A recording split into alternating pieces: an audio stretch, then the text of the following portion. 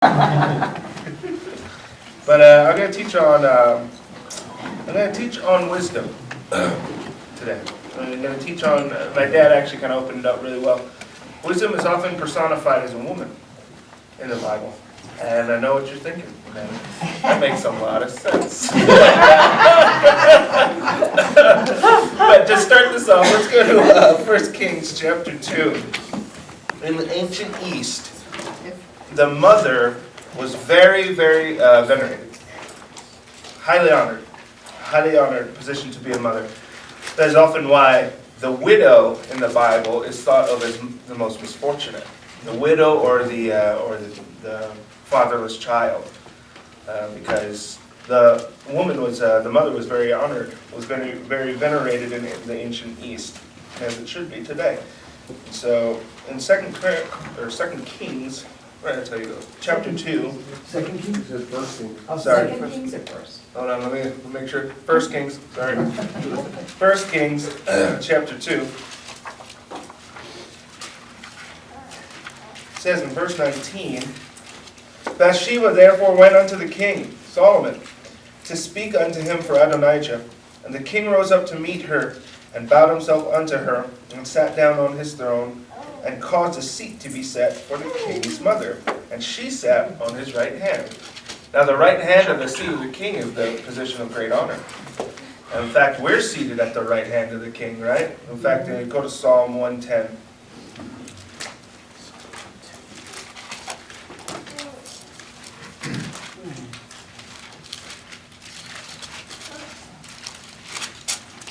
It says in Psalms 110, it says in verse 1, The Lord said unto my Lord, Sit thou at my right hand, until I make thine enemies thy footstool. And so the idea here is that the right hand of the king is a place of great position. It's a place of great honor and prestige. And the king's mother sat at the right hand of King Solomon. And so what we're going to look at today is we're going to look at wisdom. We're going to look at how it's personified in the Bible by looking mostly at the book of Proverbs.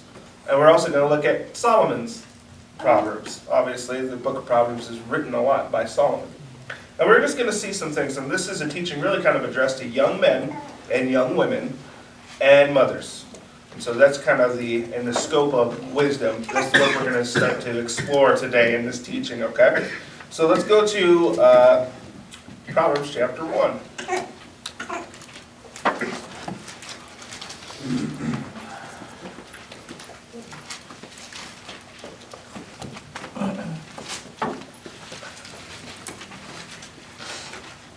God says wisdom is the principal thing. And all that getting, get wisdom. So he's saying, if there's anything that you can get in this life that's worthy of getting, get wisdom. In Proverbs 1, it says, The Proverbs of Solomon, the son of David, king of Israel. Now the first 7 verses here in Proverbs is a prologue. It shows the purpose of Proverbs, pretty much. So it's kind of like an overture. You know what an overture of a orchestrational music is? It's a small snippet that is a summary of all the music you're going to hear throughout a screenplay. So the first 7 verses of Proverbs is like a little snippet summary version of the book of Proverbs. It's going to tell you its intent, why it's written, to whom it's written, things like that, okay? So, why is Proverbs written? Verse 2. To know wisdom and instruction, to perceive the words of understanding, to receive the instruction of wisdom, justice and judgment and equity, to give subtlety to the simple, to the young man, knowledge and discretion. So it addresses, the emphasis here is to young men for the book of Proverbs. Now that doesn't mean everybody can't learn something. It just means its emphasis is young men. Verse 5, A wise man will hear and will increase learning, and a man of understanding shall attain unto wise counsels. To understand a proverb and the interpretation, the words of the wise and their dark sayings. The fear of the Lord is the beginning of knowledge, but fools despise wisdom and instruction. So, this is building up what the fear of the Lord is. The fear of the Lord is the beginning of knowledge. And you guys have heard me about this all the time. I'm always talking about, repeat after me, fear of the Lord, contact point, right? Contact point of knowledge. But this is the point of Proverbs, is to get you to teach you to know what the fear of the Lord is. Now the fear of the Lord is the beginning of knowledge. It's what starts knowledge. And it's stated here. And the rest of the book of Proverbs is going to teach you how to fear the Lord. But it has to start from a place of heart that honors God first, right? The honor, fear, the honor of the Lord is the beginning. It's where it's initiated. It starts, it's knowledge. Now, to kind of get a reference point of Proverbs, let's continue to read 8 and 9. So right after it says the prologue, the very, very first kind of instruction that it gives to a young man who wants to increase in learning, a young man who wants to grow in the fear of the Lord, is verse 8. My son, hear the instruction of thy father. Forsake not the law of thy what? Mother. For they shall be an ornament of grace unto thy head. So we're going to get into a lot of characteristics of wisdom, and I want you to try and remember them, okay? Because we're going to come full circle on this.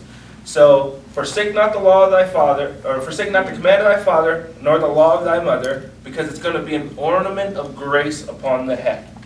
That's going to be chains about the neck, jewelry. It's going to be fashionable. It's going to be comely, beautiful on you to do these things. Yeah? Verse 10, my son. Now, my son is a huge address in the book of Proverbs. In fact, look at verse 1 of chapter 2. My son, if thou wilt receive my words. Look at the first verse of chapter 3. My son, forget not my law. Look at the first verse of chapter 4. Hear ye children, the instruction of a father. Verse 5, or chapter 5, verse 1. My son, attend unto my wisdom. Chapter 6, verse 1. My son, if thou be surety for thy friend. In chapter 7, my son, keep my words.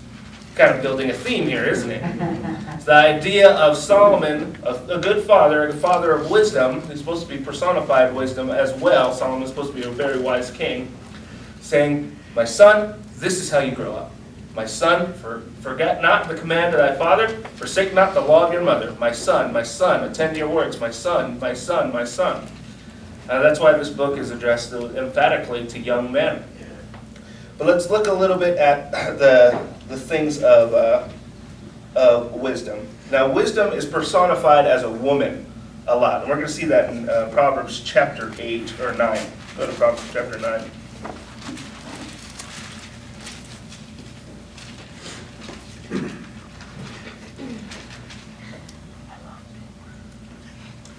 And here, wisdom and folly are contrasted.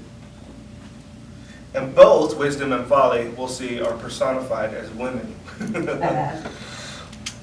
Chapter 9, verse 1 says, wisdom has builded her house. She has hewn out her 7 pillars. In verse 13 of the same chapter, it says, a foolish woman is clamorous. She is simple and knows nothing. She sits at the door of her house. So what this is saying is that both wisdom and folly both have a house, and they both are making invitations for people to come into them, okay? We're going to see that a little bit more. Can I have some readers? Joan? How about the 2 Joans? Okay. Vale, can you go to chapter 7, and you'll read verses 4 through 9. But Mama Joan, you'll go to chapter 8. You'll read verses 1 and then verses 32 through 36. But first, let's hear chapter 7, verses 4 through 9. Say unto wisdom, thou art my sister, and call understanding thy kinswoman. That they may keep thee from the strange woman, from the stranger which flattereth with her words. For at the window of my house I looked through my casement, and beheld among the simple ones. I discerned among the youths a young man void of understanding, passing through the street near her corner, and he went the way to her house in the twilight, in the evening, in the black and dark night. That sounds very poetic, huh? So that's the house of folly. The house of folly is making an invitation, and a strange woman is the personification of folly.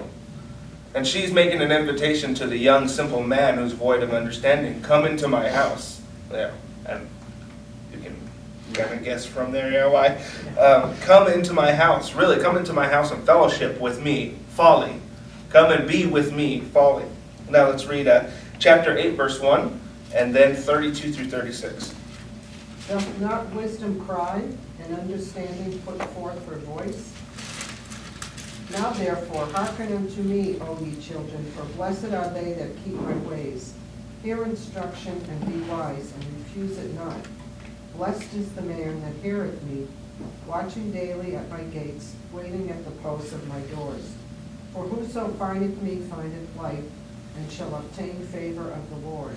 But he that sinneth against me wrongeth his own soul. All they that hate me love death. Awesome. So the house of wisdom also sending out an invitation, saying, come, fellowship with me. Right? So the invitations are identical between Lady Wisdom and Lady Folly, pretty much. And they're both calling out to the simple. We're going to see that, okay? So in chapter 9 it says, Wisdom is builder her house. She hath hewn out her 7 pillars, which really she has constructed her home completely. You know, she is completely founded. Verse 2, she has killed her beast. She has mingled her wine. She has also furnished her table. She has set forth her maidens. She cries upon the highest places of the city.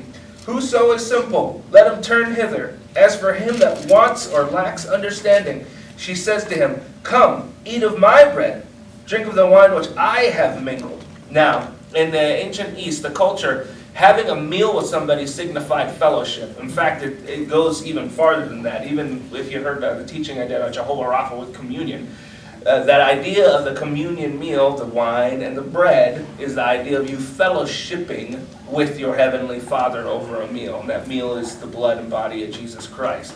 So this idea of having a meal is really an expansion of fellowshipping. It's this idea of fellowshipping. Even in that chapter on communion, it says, do we have fellowship with the blood of idols and devil spirits? It's talking about communing with them. In fact, the word communion is the Greek word koinonos, which is the word fellowship. All right, so that's the idea here. It's a custom, it's a cultural representation that when you share a meal with somebody, that is fellowshipping with somebody. And that imagery is even expanded out all the way into the communion meal that we have with Jesus Christ and God. And so, what is this saying here? The idea is that wisdom has prepared a meal. It's inviting you to come fellowship. It has furnished a table. It's prepared a table. It's worked for a meal. It's killed its beasts. It's meat and it's wine. It's a gallant meal. It's not poor. It's not meager. It's a beautiful banquet that she's prepared in a house that she's built on a table that she's prepared. And she's inviting you, come. But it's addressed to certain people. It's addressed to the simple man who lacks understanding. It says, him who is simple, let him turn in hither. Let's read that again. She hath killed her beast, verse 2. She has mingled her wine. She has also furnished her table. She has sent forth her maiden. She cries upon the highest places of the city. Whoso is simple, let him turn in hither. As for him that lacks understanding, she says to him, come, eat of my bread, drink of the wine which I have mingled. What this means is she's prepared a feast and prepared a table. It means she sent out her invitation from and at the high places of the city, meaning the places of influence. They cry out for wisdom and they cry out to wisdom. She's addressed her invitation to the simple man who lacks understanding to eat a meal and fellowship over a meal that she has worked to prepare. Verse 6, forsake the foolish and live. Go in the way of understanding. He that reproves a scorner gets to himself shame, and he that rebukes a wicked man gets himself a blot. Reprove not a scorner, lest he hate thee. Rebuke a wise man, and he will love thee. Verse 9, give instruction to a wise man, and he will be yet wiser.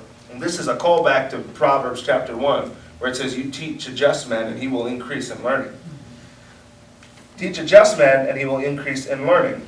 Verse 10, once again, another callback to Proverbs chapter 1. The fear of the Lord is the what? Beginning of wisdom.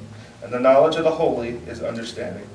For by me thy days shall be multiplied, and the years of thy life shall be increased. If thou be wise, thou shalt be wise for thyself. If thou scorns, thou alone shalt bear it. Meaning scorns wisdom. So, by eating and fellowshipping with wisdom, by fearing and honoring the Lord, the simple young man becomes wise and lives a long, prosperous life. When you date or marry Lady Wisdom, that's what's going to happen with your life as a young man. And you can kind of see the heart of God in King Solomon here, right? My son, my son, my son, my son, my son, do this. Wisdom is a beautiful woman. Folly is a beautiful woman. Both have invitations to you. But which one are you going to go in and fellowship with? Let's see. Verse 13. A foolish woman is clamorous. She's simple. She knows nothing. This is a callback to Proverbs chapter 1 as well. Because it says in Proverbs chapter 1 that the purpose of it in verse 4 is to teach prudence, justice, and equity. The simple who know nothing of prudence, justice, and equity. So she's the opposite, okay, of wisdom. She sits at the door of the house on a seat in the high places of the city to call passengers who go right on their way. Whoso is simple, let him turn in hither. And as for him that wants understanding, she says to him, stolen waters are sweet, and bread eaten in secret is pleasant. What you see here is folly gives an identical invitation that wisdom gives. She's got a home. She invites you. She calls out at the high places, you know. And it's interesting because the high places could be seen as like the places of influence within our lives, you know, kind of the things that are placed up on a pedestal. And it's interesting because at those very places is where we need wisdom and where wisdom is crying out for somebody to come and fellowship. But it's those same places that you see the most folly. It's the same places that you say, I mean, goodness, have you looked at Hollywood? I mean, have you looked at some of the high places of our culture? How much folly is wrought there, but how much wisdom is still trying to cry out, saying, somebody fellowship with me up here? Right? You guys see what I'm saying? Right. She sends her invitation at the high places of the cities to call passengers who go on the right way. And exactly the same thing. She says, whoso is simple, let him turn in hither. This is folly, right? And as for him that lacks understanding, she says, stolen waters are sweet. And bread eaten in secret is pleasant. The meal that folly tries to display to her invitees is a much more meager meal. Wisdom mingles her wine, kills her beasts. Meat and wine is a much more gallant meal of wisdom. She's prepared a table. She's furnished a house. She's built it. She's worked. Wisdom has done this. Whereas folly has stolen meager water and meager bread. Right? You see that the meal is different? You're invited to both meals, just one is just a lot more meager. Stolen waters are sweet, bread eaten in secret is pleasant. Let's go to Job chapter 20.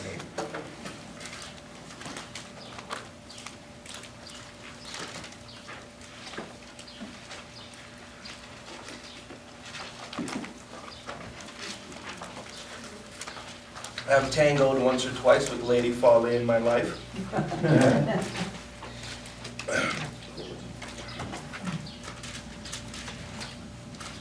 And I think this is a great representation of what happens when you do in Job chapter 20. Verse 11. His bones are full of the sin of his youth. Goodness, I totally could have, I can identify with that one. Which shall lie down with him in the dust. Though wickedness be sweet in his mouth, though he hide it under his tongue, meaning it's, kind of forbidden, though he spare it, forsake it not, but keep it still within his mouth, meaning he's trying to revel in it, right?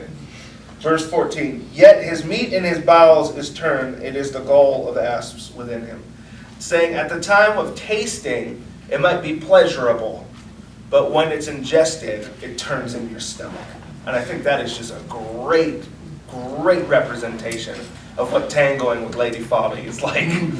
And there might be a pleasurable thing And this is not just, this includes like the strange woman, the illicit sexual relationship, but it includes just foolishness, sinful foolishness. And there might be a place of pleasure in it when you taste it. And it also might be something that you want to keep hold on to. But once it gets in you and you've indulged, it turns in your stomach. Have you ever noticed that? I just think that is what the meal prepared by folly does to a person. Now, both of them are making invitations, but both of them are making enticements, right? The wisdom is saying, I've worked hard, I've built my house, I've done this, I've set the table, I've constructed this meal, I've worked for it, I've killed the beast, I've mingled the wine, now come fellowship. Folly is saying, come, I've perfumed my bed and I've stolen the foods. Come, fellowship with folly. But it's a much meagerer, poorer meal. You understand what I'm saying? And it turns in your stomach when you eat it. By the eating of the meager meal of folly, the simple one are brought down into the grave. Verse 18.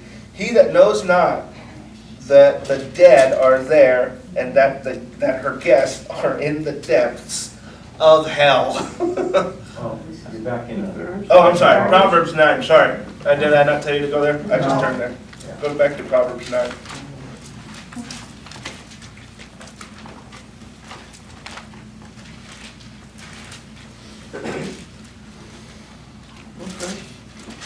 Proverbs 9, the last verse of Proverbs 9. But he knows not that the dead are there, and that her guests are in the depths of hell. So the simple man, when he goes to fellowship with folly, he ends up having a pleasurable meal, but then it turns in his stomach, and the ending of it is that his life is brought down into hell. Maybe a living hell, maybe an actual grave. This is the word Sheol. But this is a great contrast, because God here is trying to set up a theme. He's trying to set up a theme with Lady Wisdom exists, right? And Lady Folly exists. The strange woman is the Lady Folly, but the Lady Wisdom will prepare you for something. And that's what we're going to get into soon. So let's go to Proverbs chapter 3 here.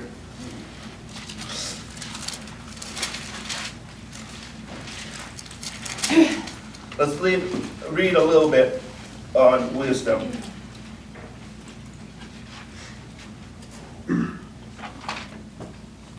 Proverbs 3 verse 13 says, happy is the man that finds wisdom, and the man that gets understanding. For the merchandise of it is better than the merchandise of silver, and the gain thereof than fine gold. She is more precious than rubies, and all the things thou canst desire are not to be compared unto her. This is how awesome wisdom is.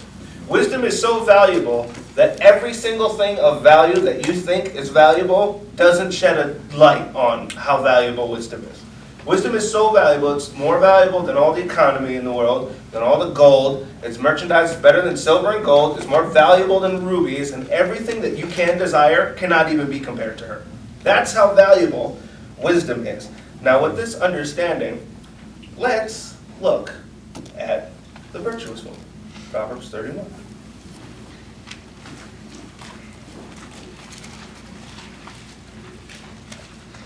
Proverbs is an interesting book because at the beginning of it, it talks about, this is addressed to young men to teach them something. It talks about the fear of the Lord, and then it goes into what the fear of the Lord looks like. In every chapter, all the way from chapter 1 through 7, we saw my son, my son, my son, my son. Then all of a sudden, it personifies wisdom as a woman in chapters 8 and 9. And then the book ends, kind of oddly, with a recommendation or a condemnation on the godly woman.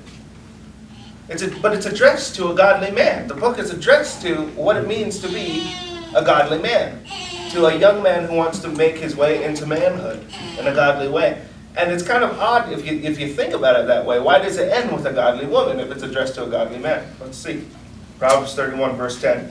Who can find a virtuous woman? For her price is far above rubies. Wait, we saw that wisdom price is far above rubies. Lady Wisdom wisdom, personification of wisdom is a woman, the price is far above rubies. But a virtuous woman of God is the same deal. Her price is far above rubies. Now what is this saying? This is saying that a young man who learns how to recognize how to fear the Lord, how to grow in wisdom, who recognizes that wisdom is much more precious than rubies, is going to be the same man who recognizes the value of a godly woman. Why? Because they share the same characteristics. They're both more precious than rubies and gold. It's interesting, huh? Isn't that cool? So this is a great thing. This is the thing that we need to tell our young men. You learn how to fear the Lord thy God. You learn how to grow in wisdom, and at the time you will be able to recognize a virtuous woman. Right? Because you won't fellowship with folly. You won't go into the bedchamber that brings you down into the depths of hell. Verse 11, the heart of her husband does safely trust in her, so that he shall have no need of spoil. She will do him good and not evil all the days of her life. She seeks wool and flax, and works willingly with her hands. She is like the merchant ships. She brings her food from afar. She rises also while yet it is yet night, and gives meat to her household and portions to her maidens. Remember in Proverbs chapter 9 where it says she has builded her house? Wisdom works hard. A virtuous woman, she works hard. Why? Because she looks like wisdom personified. And the man who chases after wisdom will by default, as a necessary product, be able to recognize the virtuous woman. Why? Because they look the same. The virtuous woman looks like a wise woman. And a man who gives his heart to God will be able to recognize it. But the man who fellowships with folly will not. Because he will not be able to see that her value is above rubies or gold. He will not be able to discern that they have the same characteristics. Because the man, the simple man, he turned hither into the wrong house. 15. She rises also while it is yet night, gives meat to her household and a portion to her maidens. She considers a field and buys it with the fruit of her hands. She plants a vineyard. She girds her loins with strength and strengthens her arms. She perceives that her merchandise is good. Now this is really cool. She perceives that her merchandise is good. Now remember, wisdom, the merchandise of it, is better than silver and gold. So what is this saying? This is saying that the woman who perceives that her merchandise is good, the virtuous woman, she knows her value. She knows who she is. She knows that her value is above silver and gold. She perceives her own merchandise is good. But the merchandise of wisdom is better than silver and gold. You see how these things are kind of, you kind of see in a very cool way how God, via King Solomon and these Proverbs, is bringing a theme together to try and teach my son, my son, my son. Lady Wisdom looks like this, you know, and then the virtuous woman, this is what she looks like. And if you chase after Lady Wisdom, you will recognize her because they look the same. They share the same characteristics. She perceives that her merchandise is good, verse 18. Her candle goes out by night. She lays her hand to the spindle, and her hand holds the distaff. She stretches out her hand to the poor. She reaches forth her hands to the needy. She is not afraid of the snow for her household. For all her household are clothed with scarlet. Man, she builds her house, man. She builds her house. She hews out her 7 pillars. She mingled her wine. You know, she's prepared her table. The virtuous woman is a Banff. She's really cool. She's wonderful. She is awesome. She works hard. She is to be honored. She is to be venerated. Verse 21, she's not afraid of the snow for her household, for all her household are clothed with scarlet. She makes herself covering of tapestry. Her clothing is silk and purple. Her husband is known in the gates when he sits among the elders of the land. Now this is cool, because it's not saying that your husband is super prestigious on his own rights. It's trying to say that her husband is known at the gates of the city, at the places of influence, because of her. Because of how awesome she is. I think about that when I think about my wife. People know me because they know my wife is really a godly woman, and she shows a lot of wonderful characteristics of a beautiful, virtuous woman. And so does my mom. A lot of people know my mom because a lot of people know me because of my mom. At the city gates, at the places of influence. Why? Because of a wise, virtuous woman. Her husband is known at the gates when he sits among the elders of the land. She makes fine linen and sells it, and delivers girdles unto the merchants. Strength and honor are her clothing, and she shall rejoice in time to come. She opens her mouth with what? Wisdom. And her tongue is the law of kindness. I love that. You know why? Because it says, forsake not the command of thy father, nor the law of thy mother. It says that in a lot of places in Proverbs. It's repeated, like in chapter 6, 20, chapter 1, and it says, forsake not the law of thy mother. But what is the law of the mother? Ever asked that question? What's the law of the mother? It's the law of kindness. Forsake not the law of kindness. Your mother teaches you. Amazing. And her tongue, the tongue of a virtuous woman, the tongue of a virtuous, godly woman, is a tongue of kindness. Goodness. God is so cool how he's put this together, isn't he? Isn't God's work great? She looks well to the ways of her household, eats not the bread of idleness. Her children arise and call her blessed, her husband also, and he praises her. Many daughters have done virtuously, but thou excels them all. Favor is deceitful, beauty is vain, but the woman that fears the Lord, she shall be praised. Now remember, the very beginning of the book, the prologue, is about the beginning of wisdom is the fear of the Lord. And now here at the end, if you understand how to fear the Lord, you'll be able to recognize a woman that fears the Lord. And the woman that fears the Lord, she shall be praised. Verse 31, give her the fruit of her hands. Let her own works praise her in the gates. It's funny, in the book of Ruth, I was thinking about teaching on Ruth today because that's such a good book. I just didn't have enough time. But it says that Ruth, when she's talking to Boaz, and she makes, her marriage declaration, right? She proposes pretty much. And he says to her, everybody knows at the city gates that I sit at, that you are a virtuous woman. So, I mean, this is just wonderful imagery to me. The cool thing about this, too, is, let's see this. Go back to the first verse of Proverbs 31. The words of King Lemuel, the prophecy that, what? His mother taught him. And it's interesting, because in Jewish tradition, and many Christian writers believe that Lemuel is another name for Solomon, right? And so the idea here is that, who is Solomon's mother? Have you ever thought of that? Bathsheba. Now let that sink in a little bit, because Bathsheba was the strange woman at one point, wasn't she? But by the grace of God and His goodness, He was able to transform her to where she teaches her son about who the virtuous woman is. And becomes the exemplary identity, becomes the model for the virtuous woman. My goodness, I just look at the grace of God in that, don't you? Sure. I mean, God just takes the strange woman and turns her into the virtuous woman.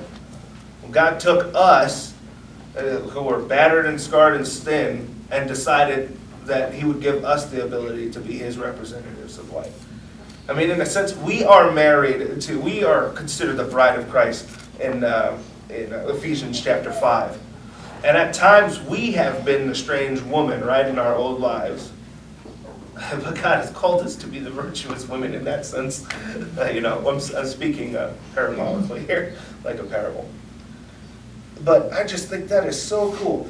So what is this saying here? This is saying that if you learn how to fear the Lord like a young man, if you learn to do it the biblical way, you will be able to identify the virtuous woman.